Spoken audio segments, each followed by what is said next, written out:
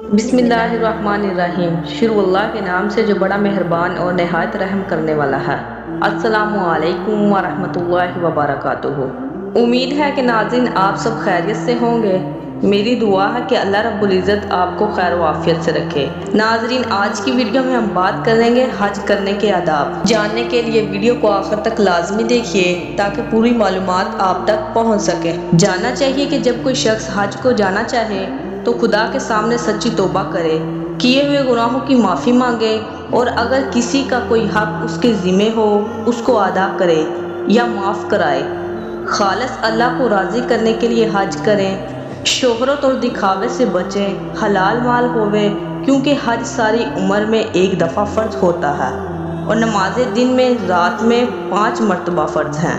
اگر ایک دفعہ نماز میں کچھ کمی رہ جائے تو کوشش کرنے سے ایک نہ ایک دن وہ کمی نہ رہے گی۔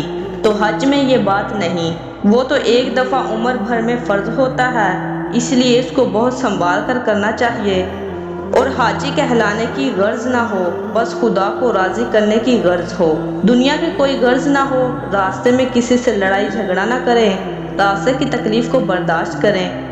رسول اللہ صلی اللہ علیہ وآلہ وسلم نے فرمایا ہے کہ عرفہ کے دن جب حاجی لوگ عرفات کے میدان میں جمع ہو جاتے ہیں تو اللہ تعالیٰ خوش ہو کر اعلان کرتا ہے کہ اے فرشتوں، میرے بندوں کو دیکھو کہ میری محبت میں کتنی کتنی دور کا سفر کر کے اس حال میں یہاں پہنچے ہیں کہ تکلیف کی وجہ سے بال تک بھی پریشان ہے اور جسموں پر گرد و غبار جمع ہوا ہے اور دھوپ میں حج کو ادا کر رہے ہیں۔ اے فرشتوں، تم گواہ رہو کہ ہم نے ان کو بخش دیا۔